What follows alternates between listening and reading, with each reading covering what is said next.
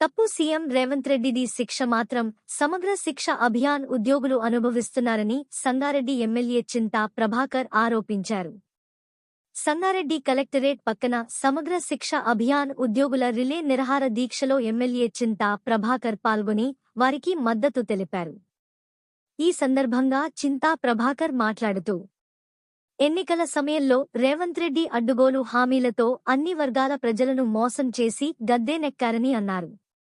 2023 సెప్టెంబర్న వరంగల్లో నిర్వహించిన దీక్షా శిబిరానికి అప్పటి టీపీసీసీ చీఫ్ రేవంత్ రెడ్డి హాజరై మద్దతు తెలపడంతో పాటు తాము అధికారంలోకి వస్తే సమస్యలు పరిష్కరిస్తామని హామీ ఇచ్చారని చెప్పారు.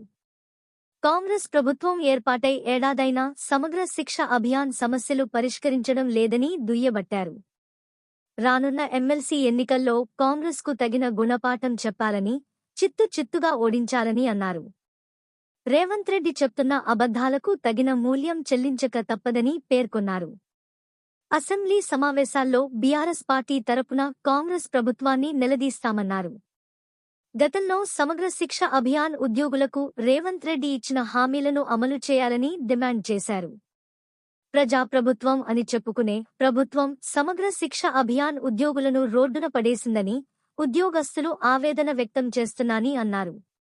సమగ్ర శిక్ష అభియాన్ ఉద్యోగస్తులకు బీఆర్ఎస్ పార్టీ అండగా ఉంటుందని, వారికి ఇచ్చిన హామీలు అమలు చేసేంత వరకు ప్రభుత్వంపై పోరాటం చేస్తామని సంగారెడ్డి ఎమ్మెల్యే చింతా ప్రభాకర్ స్పష్టం చేశారు. ఈ కార్యక్రమంలో మాజీ సీడీసీ చైర్మన్లు కాసాల బుచ్చిరెడ్డి, విజయేందర్ రెడ్డి, పట్టణ అధ్యక్షులు ఆర్. వెంకటేశ్వర్లు, కంది మండల పార్టీ అధ్యక్షులు మధుసూదన్ రెడ్డి, ఎర్రోళ్ల చిన్న, శ్రవణ్ రెడ్డి, విఠల్, జీవి శ్రీనివాస్ తదితరులు పాల్గొన్నారు. ఇన్సూరెన్స్ కావాలని కోరిందో ఖచ్చితంగా మీకు రావాలి.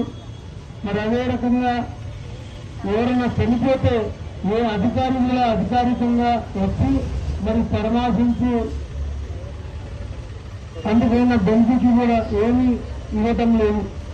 మరి ఈరోజు మీకు రెగ్యులైజ్ చేస్తున్నాము, ఖచ్చితంగా చేయాల్సిందే.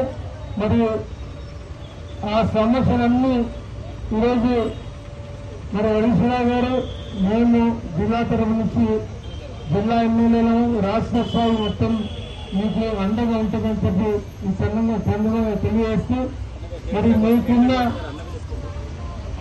ఇందాక చెప్పినటువంటి అన్ని కూడా సమస్యలు మేము కూడా మరి దృష్టికి తీసుకెళ్తాం. ఏదైనా అబద్ధాలు చెప్పి ఇంకా ఎన్నో రోజులు తప్పించుకొని తిరిగే పరిస్థితులు లేడు. మరి ఆయన ఈరోజు ఎన్ని అబద్ధాలు ఆడిందో దానికి మూల్యం కూడా ఖచ్చితంగా చెల్లించాల్సి వస్తుంది. ఈరోజు రైతులకి, మహిళలకి అందరూ మోసం చేసింది. మోసం చేయని వాళ్ళు ఎవరైనా మిగిలింది అంటే వాళ్ళు పుణ్యం చేసుకుంటే అందరినీ కూడా మోసం చేసి ఈరోజు అధికారానికి వచ్చి మండిపోయి చూపిస్తా ఉన్నారు. ఈరోజు ఏతులు ఎక్కువ పని తక్కువ అనే రకంగా ఏతులు మాట్లాడి అందరినీ కూడా మభ్యపెడతా ఉన్నాడు.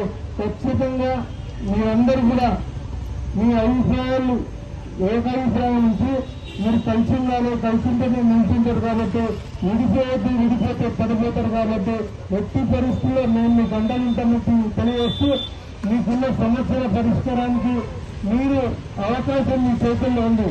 ఖచ్చితంగా ఈ ప్రభుత్వానికి తగిన బుద్ధి చెప్తే అన్ని కూడా సమస్యలు మీ చేతుల్లో ఉంటాయి. మరి ఎమ్మెల్సీ ఎన్నికల్లో ఆ సత్తా చాటుకోవాల్సిందిగా మిమ్మల్ని కోరుతూ, ఏదైనా అసెంబ్లీ సాక్షిగా ఖచ్చితంగా పోరాటం చేయటమే కాకుండా మీకు తోడై ఉంటాం, మీకు అండగా ఉంటాం. ఎవరైతే మీకు గతంలో మాట ఇచ్చిందో ఖచ్చితంగా వాళ్ళని నిలబెట్టే ప్రయత్నం చేయండి. మేము మాత్రం ఎట్టి పరిస్థితుల్లో మేము తోడే ఉంటాం. ఎందుకంటే ఆ రోజు చెప్పింది, కేసీఆర్ను గద్దెదించండి, మీ సమస్యను పరిష్కారం చేస్తామని. మరి ఈరోజు ఆయనే వచ్చింది. మధ్యలో ఎప్పుడు కూడా మీరు ఇబ్బంది పెట్టలేదు. 1 సంవత్సరం కాలం టైం ఇచ్చింది. మరి సంవత్సర కాలంలో ఆయన చేసింది ఏమిటి అనేది కూడా మీరు ఒకసారి ఆలోచన చేయండి. మరి విజయోత్సవాలు చేసింది, ఏమంత ఘనకార్యం చేసిందో మరి మాకు కూడా అర్థం కాలేదు, మీకు తెలవాలి. మరి ఏం విజయోత్సవాలు ఆ దేవుడు తెలుసు. మరి ఈ సందర్భంగా మీరందరూ ఏదైతే నమ్మకంతో, ఏదైతే ఆశతో మమ్మల్ని పిలుపున్నారు. ఖచ్చితంగా 16వ తారీఖు నుంచి అసెంబ్లీలో ఏ రోజు అవకాశం దొరికినా అర్జెంట్ మోసంకి చేసినా సరే మీ సమస్యల పరిష్కారానికి ఖచ్చితంగా మేము ఉంటామని తెలియవచ్చు.